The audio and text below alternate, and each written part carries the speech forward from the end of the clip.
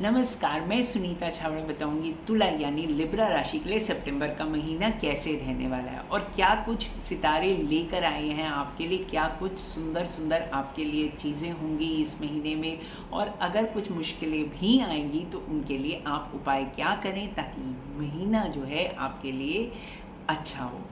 आपकी राशि पर शुक्र ग्रह जो है वो शासन करता है। मैं आपको हमेशा बताती रहती हूँ कि वीनस जो है आपका रूलिंग प्लैनेट है। 1 सितंबर से लेकर 24 सितंबर तक का ये समय है जो आपके लिए आय के घर में गोचर करेगा। और आय मेरा मतलब हुआ कि आपकी सोर्स ऑफ इनकम में जो आपके स्रोत होते हैं इनकम के, उस पर तो आप सोचिए कि आपका केंद्र क्या होगा इस महीने। इस महीने आप अपनी इनकम को कैसे बढ़ाएं और आने वाले दिनों में आप अपनी ऊर्जा जो है अपने काम में लगाएंगे और अपनी आय को के स्रोत को कैसे बढ़ाएं और किस तरह से उसको इंक्रीज़ करें इनकम को, उस पर आप ज़्यादा केंद्रित रहेंगे। और अगर मैं ज्योतिष की दृष्टि से देखूं तो आपके लिए एक अच्छी खबर है। सितंबर का महीना और अक्टूबर के महीने में आपकी आय में वृद्धि भी होगी, लेकिन बृहस्पति जो ग्रह है यानी जो जुपिटर प्लैनेट है वो खर्चों को भी थोड़ा बढ़ा सकता है। इसलिए आपको अपने पैसों के मामले में इस तरह से संतुलित रहना है या करना पड़ेगा कि जो आपके बैलेंस ना खराब हो, यानी कि आउटफ्लो और इनफ्लो में एक बैलेंस सा मेंटेन करना पड़ेगा। आपको कई नए ग्राहक मिलेंगे यानी क्लाइंट्स मिलेंगे और धन के नए अवसर मतलब भी मिलेंगे।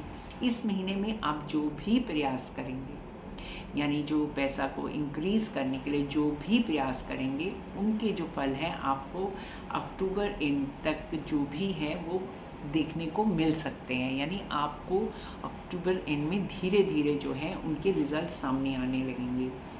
18 अक्टूबर तक जो है आपका जो रूलिंग प्लैनेट जो शुक्र है वो आपकी राशि में प्रवेश करेगा।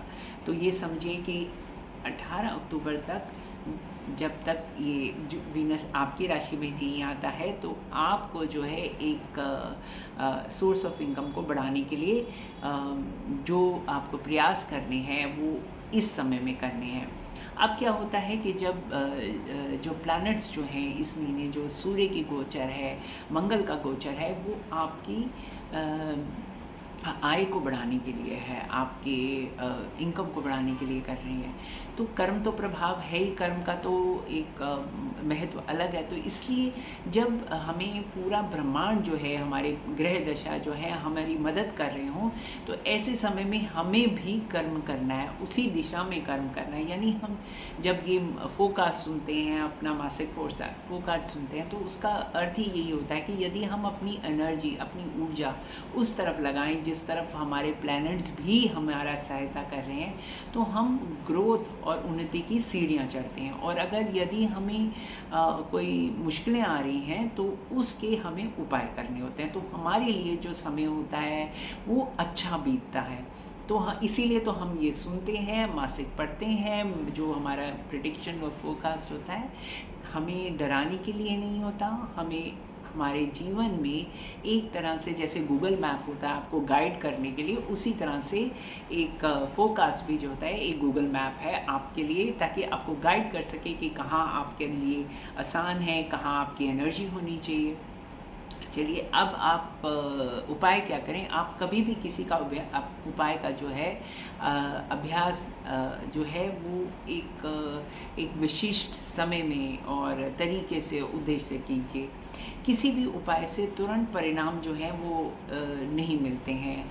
हमें ऐसा नहीं सोचना चाहिए कि आज हमने उपाय किया और सोचें कि भैया 2 दिन हो गए अभी तक हमें रिज़ल्ट नहीं मिले।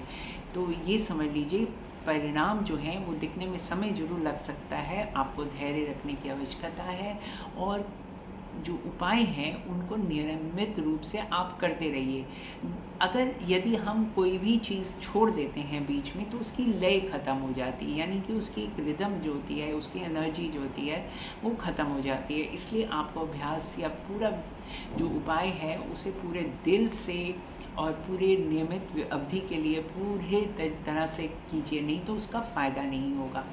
ज्योतिषीय जो उपाय हैं वो जो भाग्य को बदलने के लिए और सही समय पर करने से उनमें लाभ भी देंगे, मदद भी करेंगे। यदि आप दान देते हैं या मंत्रों का जो पाठ करते हैं तो आप प्रभावित होंगे। जैसे एक तरंगे जो हैं आपके आसपास जो हैं वो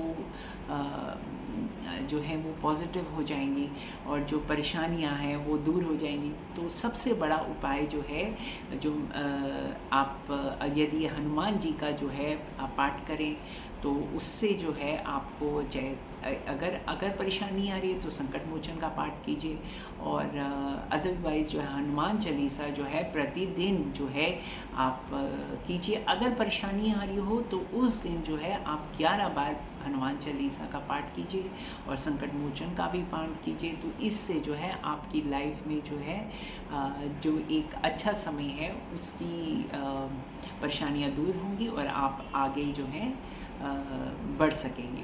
हाँ, अगर मैंने जैसे कहा कि आपके लिए तो ये ग्रह दशा आपके धन संपत्ति के लिए अच्छी है, तो ये याद रखना कि शनि का जो प्रभाव है उससे उसमें मेहनत भी बहुत करवाता है शनि और हमारी एक्सपेक्टेशन से थोड़ा सा कम भी देता है। लेकिन बाकी ग्रह दशा जो इतनी अच्छी है और जो शुक्र का जो गोचर है आपकी अपनी राशि में जब होगा तो आप देखेंगे कि जो भी एफर्ट्स जो हैं वो आप अभी करेंगे तो 18 अक्टूबर के बाद आपको उसके रिजल्ट्स भी धीरे धीरे मिलने शुरू हो जाएंगे।